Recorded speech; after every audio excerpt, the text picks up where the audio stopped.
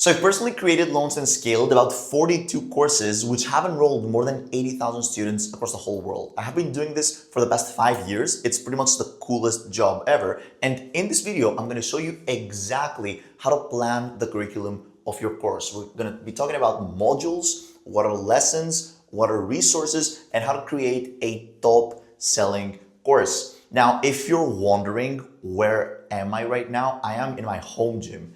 As you can see, yeah, this is like a small home gym that I have transformed into this small production studio because I feel like this whiteboard makes everything easier for me to explain to you guys. So back to our question, what is the curriculum of a course and how can we create the best curriculum for your course? Now, in order to understand like what a curriculum really is, right?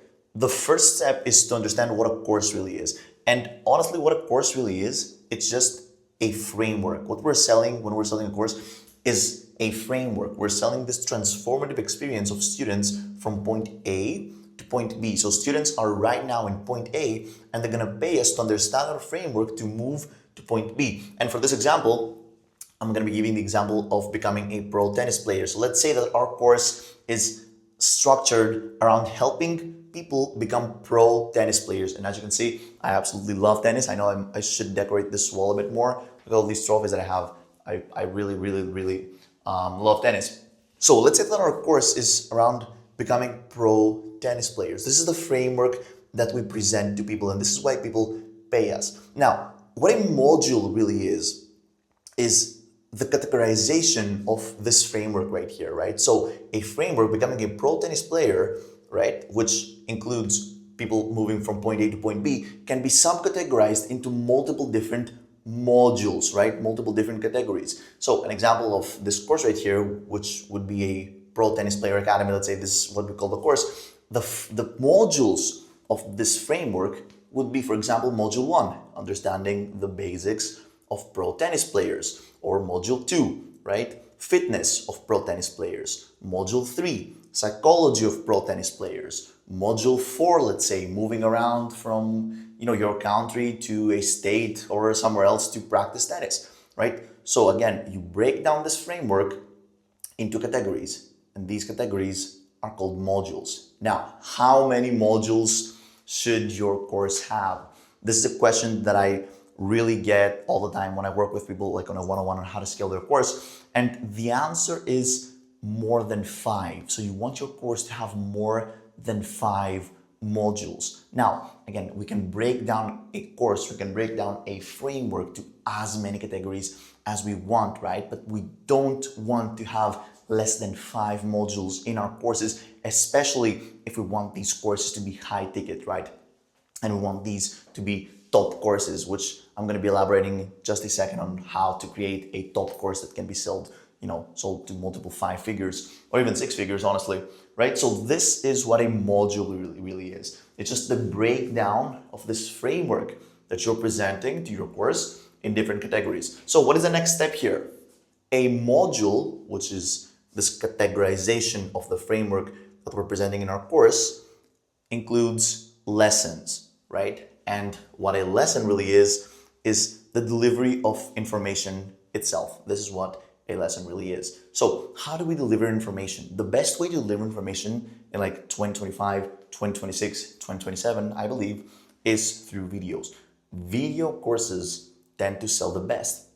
And guess what? It's super easy to create videos nowadays, right? Now, we're going to be talking about what a video is. I'm going to show you how to create a video. Pretty much, spoiler alert, in order to create a video lesson, all you need to do is to screen record yourself going through PowerPoint presentations, right? By screen recording ourselves going through PowerPoint presentations, we don't need to script the courses, right? If it makes sense. So you can just read out the slides. Creating slides is the coolest thing. It's super easy. It's super easy to teach going through slides simply due to the fact that you have created the slides, you have all of the information there, you just screen record yourself going through the slides, and the optimal length of a lesson of a course is anywhere from 6 again to 15 minutes. You don't want a course lesson to be less than 6 minutes because then it's too short, right? And you don't want a course lesson to be more than 15 minutes. This is the golden area right here. You want your course lessons to be anywhere from 6 to 15 minutes. So again, to recap, a course is subdivided into different categories, right? These are the modules. You want more than 5 modules in your course, right? And each module has lessons inside, and you want each lesson to be anywhere from 6 to 15 minutes each. Now, how many lessons should each one of your modules have? I hope you're noting this down,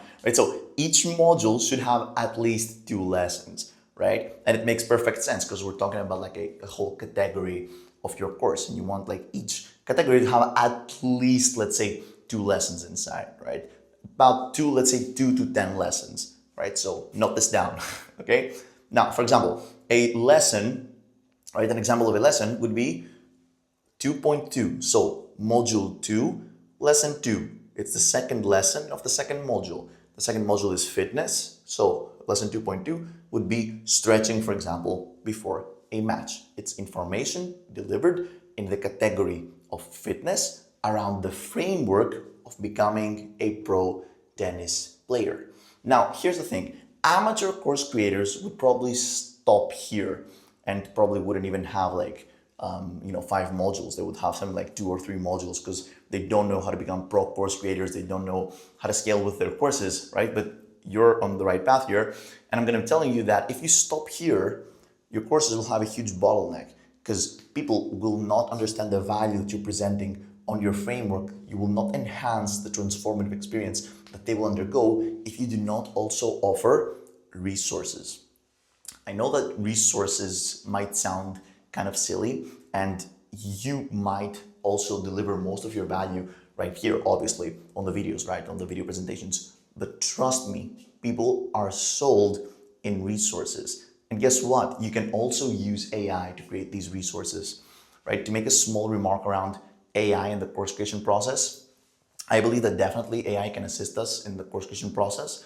It will never completely replace the course creator himself due to the fact that if you're willing to undergo a transformative experience and pay for someone to share his insights around this transformation, right, that he has probably underwent, and you want to be like him, you want to idolize someone, you want to look up to someone, right? And it's kind of hard to do this with AI. That's my thoughts. Anyways, you can definitely create resources, right, with AI though. So what are resources? They're bonus tools that can just enhance the digestion of the lessons, right? And by digesting information and downloading information in a more optimal way, you can of course move from point A to point B faster, smoother, and easier. That's why people really, really value resources. Why? Because in the mind of someone who's going to purchase a course, he loves the fact that he will also get downloadable PDFs. He loves the fact that he will get templates, quizzes, right? Checklists. People love, for example, checklists. Did you know that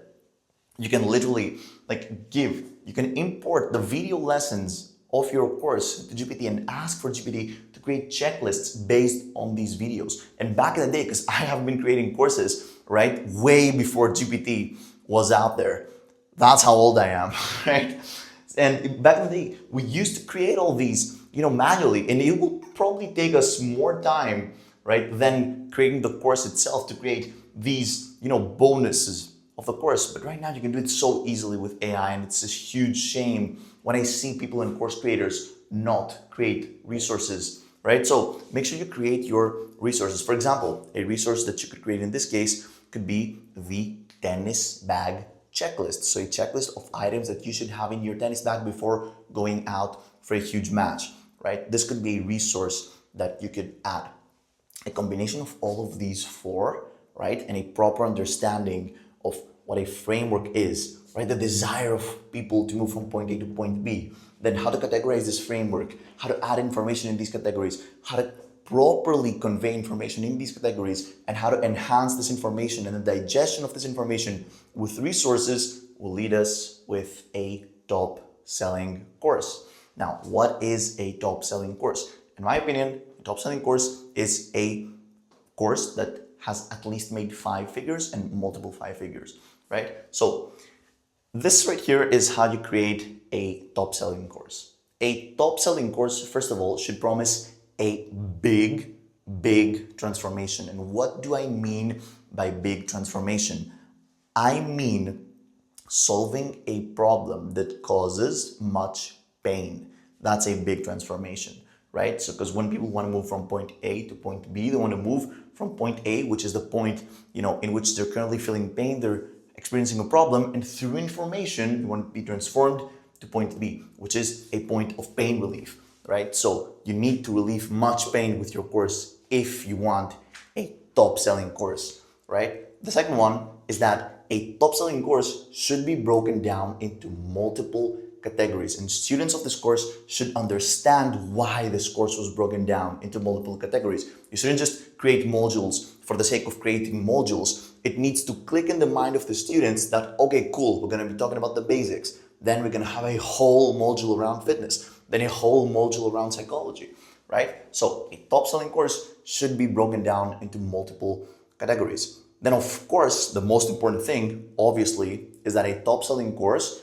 should deliver quality information. And going back to the lesson of the course itself, how we deliver information, this is the most important block of all these four. But without this block and this block and this block, even the best quality of information would be lost, right? So you need to understand how to deliver quality information. That's a story for another video. By the way, let me know if you want me to create more videos like this. I'm really enjoying this small lecture right here, and I want to create more videos because there are so many steps like in the course creation process that you guys don't know, and I've learned through trial and error. I'm just going to be sharing everything right here in my channel, right? And if, by the way, if you want to talk with me on a one-on-one basis, or if you want help with your course, you can check out the first link in the description, right? And finally, a top-selling course, right, aids digestion of lessons and information with multiple resources, right? All of these factors,